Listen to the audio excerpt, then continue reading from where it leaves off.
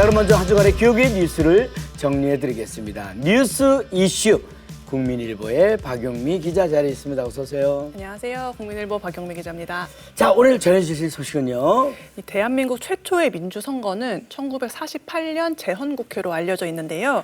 네. 교회가 이보다 앞서서 민주선거를 진행했다는 기록이 공개돼 눈길을 끌고 있습니다. 오. 한국 최초의 조직교회인 서울 세문안교회가 1907년 이후 60년간의 당회록을 현대어로 풀이한 책을 발간을 했는데요. 네. 이 당회록을 살펴보면 당시 교회 상황은 물론 우리나라 역사, 생활, 그리고 한국어 변천사까지 알 수 있어서 주목을 받고 있습니다. 네. 1907년이면 대한제국 시대인데 네.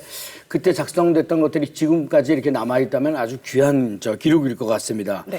먼저 짚고 넘어가야 될 게 당회록이라는 것이 어떤 건가요? 네, 이 당회록은 교회 장로들이 교회 주요 사안을 결정하기 위해 열었던 회의들을 기록해 놓은 것입니다. 네. 교회는 당시에 이제 국한 혼용체 등으로 작성된 당회록을 일반인들도 쉽게 볼 수 있도록 이제 현대어로 풀이를 하게 된 건데요. 네네. 이 당회록을 살펴보면 세문안교회는 1898년부터 민주 선거를 했는데 네. 당회록에 1910년 진행된 집사 선거 사례가 남아 있어서 이를 뒷받침을 하고 있습니다. 이 밖에도 담임 목사 위임과 같은 주요 사안도 투표를 거쳐서 진행한 것을 알 수 있습니다. 네. 그럼 그때 당시 기독교인들은 신앙생활을 어떻게 했는지 좀 나타났을 것 같은데 어떻습니까? 네. 이 당시 교회는 성도들에게 지금보다 엄격한 신앙생활을 강조했습니다.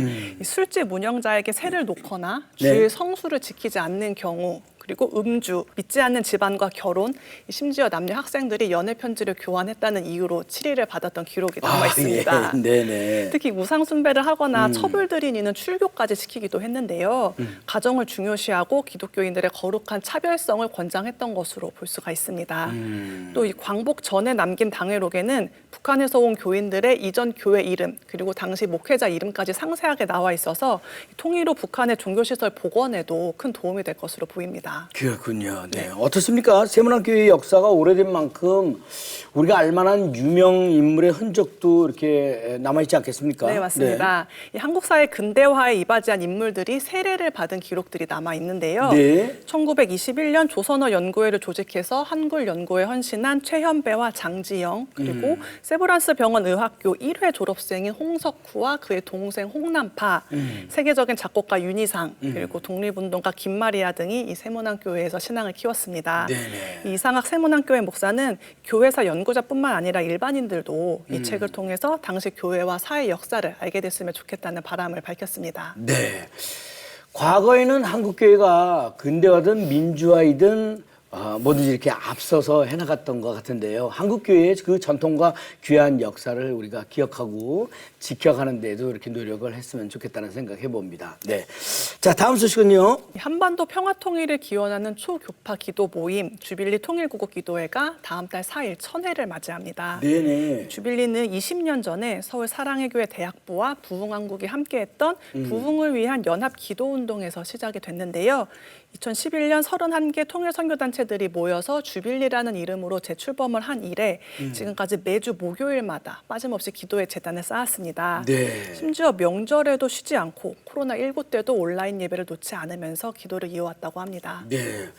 20년간 1000번을 기도했다는 것은 정말 어마어마한 일인데 네. 네, 기도회가 쉬지 않고 이 정도로 이어졌다는 것은 큰 은혜인 것 같습니다. 네, 어떻습니까? 맞습니다. 그죠? 네. 서울에서 시작한 주빌리는 이제 전국 27개 지역 그리고 해외 20개 지역까지 그 영역을 확대하기도 했습니다. 네네. 지금은 참여 단체도 83개로 증가를 했고요. 또 한국과 해외에서 400여 개의 교회가 주빌리에 동참을 하고 있습니다. 네.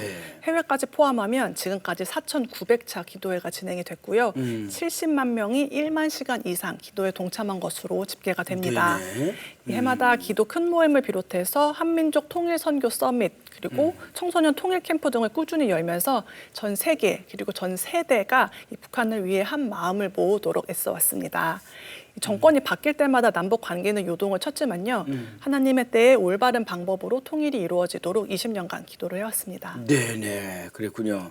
이번에 1000회를 맞는 기념 행사도 준비되어 있다면서요? 네, 다음 달 13일 사랑의 교회에서 한국교회 복음통일 기도의 날이 열립니다. 네. 그동안 주빌리를 섬겼던 이들이 함께 모이는 축제의 장일 뿐더러 있고요. 또 사명자들이 서로 교제하고 네트워킹하는 자리로 준비가 될 예정인데요. 네. 주빌리 대표회장인 오정현 목사는 한 성도 한 교회라도 더 이 기도에 동참을 해서 하나님의 선물을 받는 기쁨을 누리게 되길 바란다고 참여를 독려했습니다. 네네.